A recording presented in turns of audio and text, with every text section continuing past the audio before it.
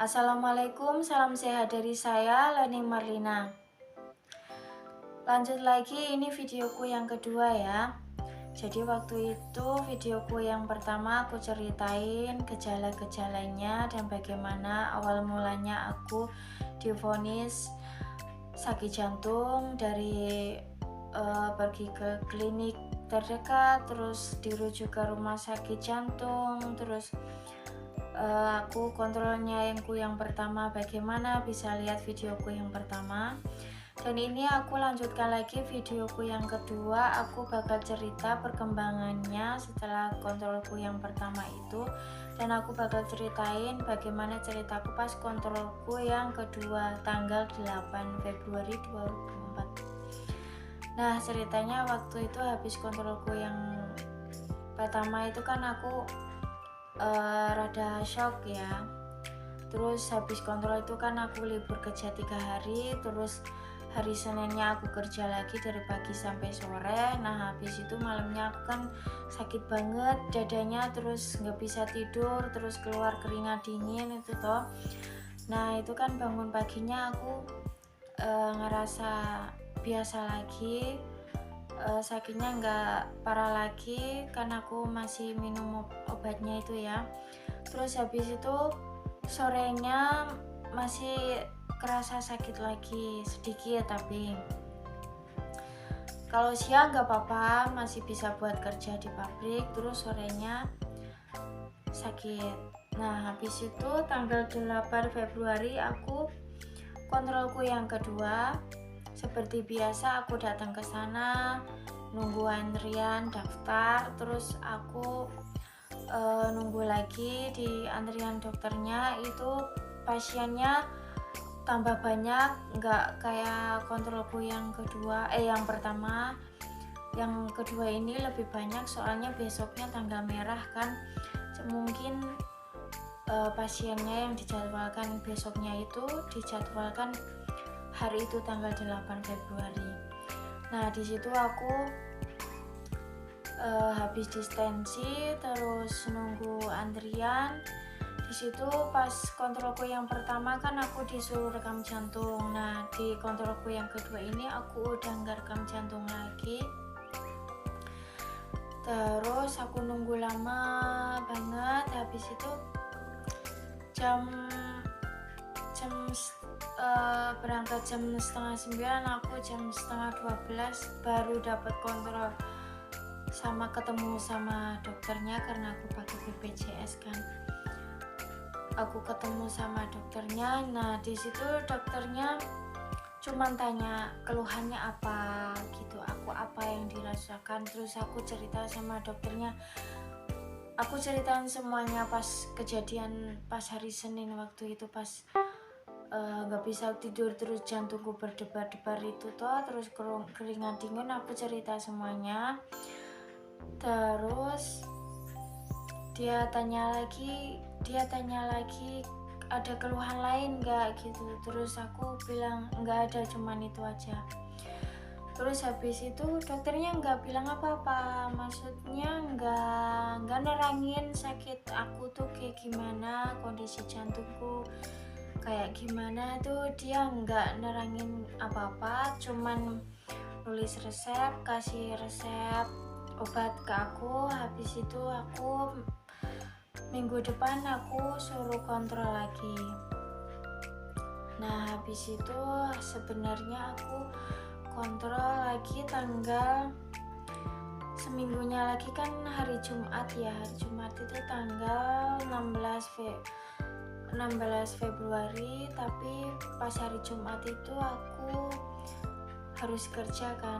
Terus aku pergi ke resepsionisnya, aku minta ganti. Jadi dari tanggal 16 aku minta ganti jadwal kontrolnya itu tanggal 17 kan, ke hari Sabtu aku libur kerja. Nah jadi habis itu aku dari resepsionisnya, terus aku buat ngambil obat itu sama ngantri panjang.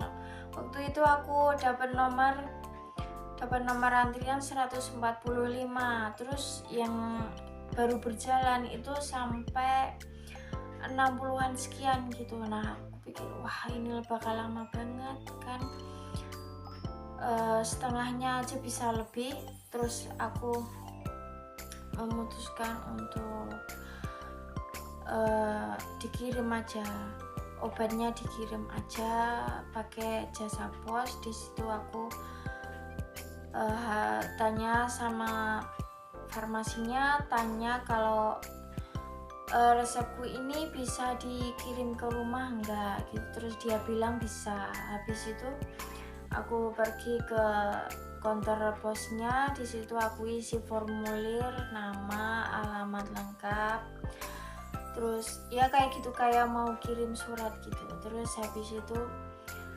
habis itu aku bayar adminnya 10.000 ke tukang posnya. Terus habis itu aku bisa pulang. Nah sampai pulangnya aku tunggu obatnya nggak sampai.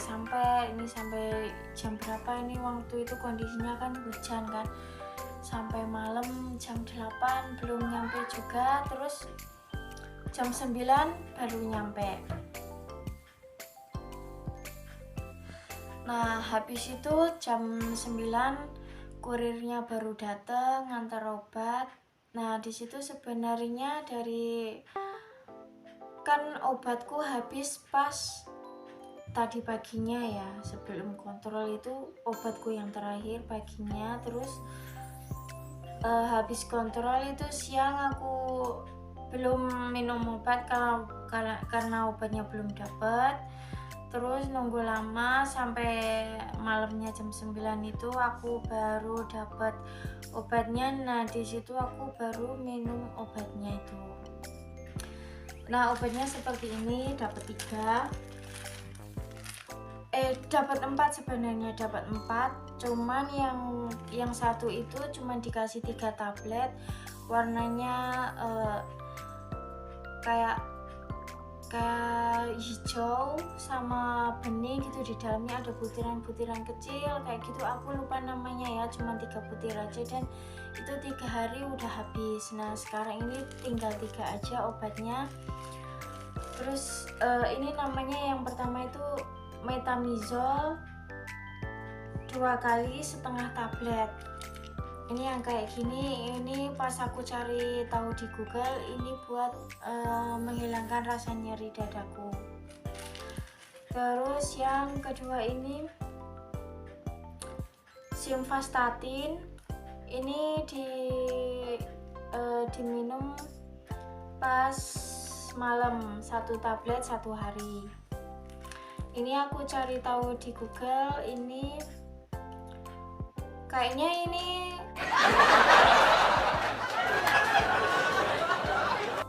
terus yang terakhir ini namanya clopidogrel 75 mega mg, ini aku nggak tahu namanya ya. Terus ini minumnya pas pagi hari 1 tablet sesudah makan. Ini kayaknya aku cari di Google, ini yang ini penurun kolesterol. Jadi aku dapat 3 ini, penurun kolesterol sama pengencer darah, sama yang satu pereda nyeri. Yang satu lagi aku nggak tahu namanya apa karena udah habis, udah bungkusnya juga udah aku buang, aku nggak sempat lihat di Google kan.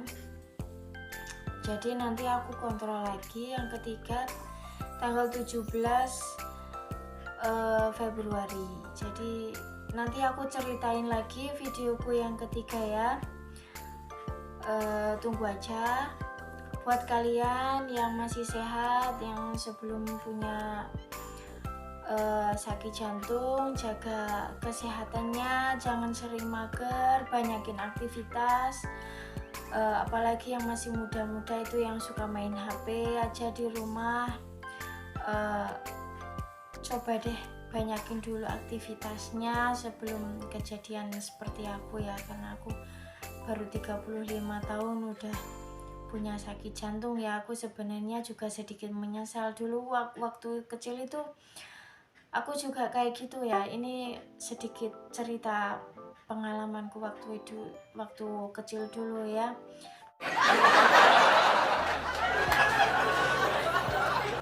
Biar bisa buat pengalaman buat kalian semuanya juga, buat pelajaran juga. Jadi waktu kecilku dulu itu aku juga sering mager ya, karena ibuku itu punya warung di rumah.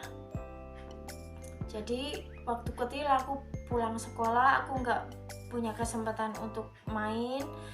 Pulang sekolah itu habis makan, aku di rumah jaga warung, bantu ibu jaga warung ya gitu. Cuma lihat TV sambil jaga warung, nggak main di luar gitu kan, nggak kayak anak-anak yang lain. Yang anak-anak yang lain itu bisa keluar sama temennya, bisa lari-lari, bisa jalan-jalan ke sana kemari. Terus aku enggak, aku pulang sekolah langsung nonton TV di rumah sambil jaga warung kayak gitu. Jadi buat kalian yang belum punya sakit apa-apa, jaga kesehatan kalian ya sebelum terjadi kayak aku. Terus pola makannya juga dijaga, jangan banyak-banyak makan gorengan, banyakin makan sayur, makan buah, makan yang teratur. Terus tidur juga harus rutin, tidur yang cukup, jangan begadang terus, jangan main HP terus ya. Kayak gitu saran saya. Dan tunggu aja videoku yang ketiga, bagaimana ceritaku pas kontrolku yang ketiga dan bagaimana perkembangannya. Itu aja. Salam sehat dari saya, Lani Marlina. Wassalamualaikum warahmatullahi wabarakatuh. Sampai jumpa.